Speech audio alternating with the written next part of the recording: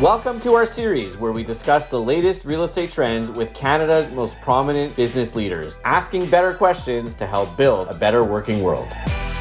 This is REimagining Real Estate.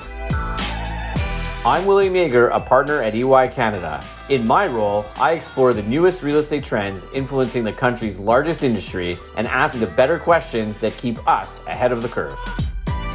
Today, I have the pleasure of speaking with Jon Love, CEO of KingSett Capital, one of Canada's leading private equity real estate companies. Jon, thank you so much for joining us today. We really appreciate it. Will, thank you for having me, and it's a pleasure to join you. A little bit about Jon before we start the conversation. Jon was formerly president and CEO of Oxford Properties Group and serves on the board of directors of the Chief Executives Organization.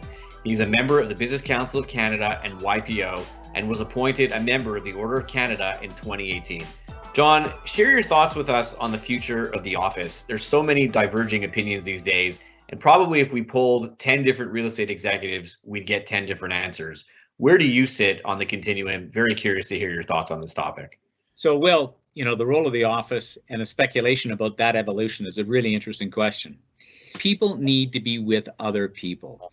There's a reason that over the millennia, that commerce has always been done in aggregation. And it's because 70% of communication is nonverbal. And people getting together is key to connection, collision, creativity, productivity.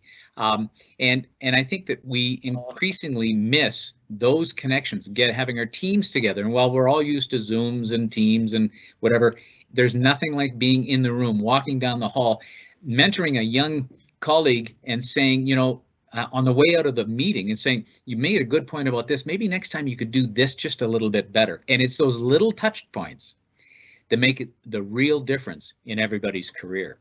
I think as we go forward, we will see work from home play a role. It'll help with flex work and some other things.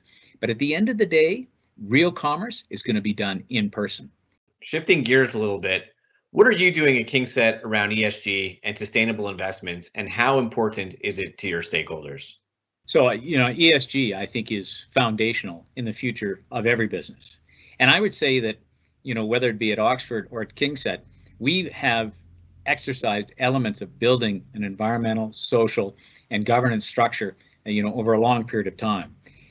Over the last 5 years, we've accelerated these initiatives because I think increasingly you've got to get real estate assets to carbon zero. We've done it with Scotia Plaza. It's actually quite a feat. This doesn't happen overnight. Complicated engineering, strategic investment, stakeholder engagement. There's a whole bunch of pieces to the puzzle. At KingSett, we've got 3 FTEs working just on the environmental side for our portfolio. And I think that'll be a baseline going forward. I think there'll be a time when a tenant will say, how much carbon am I assuming by leasing space in your building? And while obviously rent and other things are important, the carbon footprint will also be a key factor. And this is not something you can change on a dime. It's a long-term process. And we're heavily invested and heavily committed to making progress. And our aspiration would be to be best in class in ESG. And I would tell you that others in the industry are also, the senior leaders in the industry are also doing a great job. And I think the impact of Canada's commercial real estate industry amongst the biggest, most progressive companies is a story that needs to be told, because it's quite impressive, the energy and people and capital and progress that's being made at the high end, including ourselves. I fully agree, Jon. Where should companies start in their ESG journey if they were just getting started right now? What do you recommend? So, starting an ESG strategy, have to, first of all, just give some consideration to what it is you're trying to accomplish.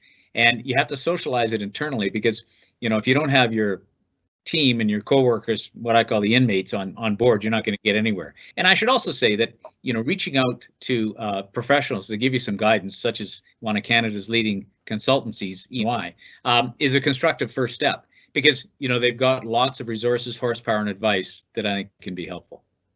Thanks for that, Jon, and really interesting point. How do you plan on being opportunistic in the next 3 to 5 years, and how are you going to go about prioritizing capital?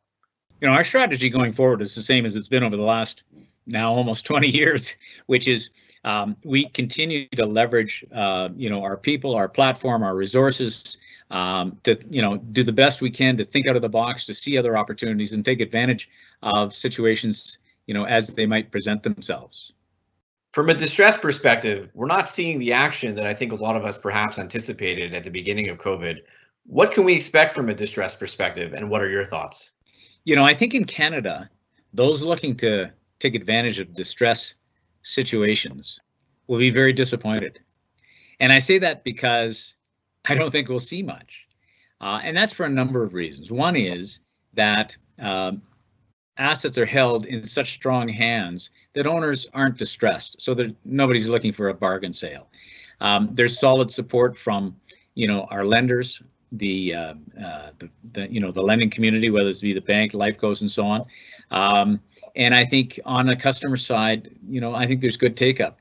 Will there be some niche opportunities? There might be. Obviously, hospitality and retail is what people have their eye on. But I wouldn't look. We're not going to see any broad-based distress. I think we'll see actually quite the opposite, because once the lockdown's over, and so we don't have to do things on Teams and Zooms and so on, we'll actually be in a room, and we'll actually go out, and we'll actually want to connect with our friends and our family. And I think you'll actually see what I call I think you'll see a V recovery. And I think you'll see it fairly sharply. Jon, thank you so much for being with us today. Really appreciate your time. And I thought this was incredible, really engaging, and really interesting perspectives. Thanks again for joining us. Well, Will, thank you very much. And I think I applaud EY's initiative here, because I think it's important that, especially in this time of isolation where people are forced to work at home and remotely and lockdowns and so on, that there's a greater and greater narrative and dialogue amongst business leaders and others through the industry, so people can connect. They can see what other people are thinking. Because I'll leave you with a parting thought. The future will look much brighter than I think some people fear. We will be back together. We will be working together. And I think as businesses and as Canadians, I'd hope that we can learn from the experience of the last year and move forward in a very constructive way for all Canadians in all parts of the country. Thank you for having me.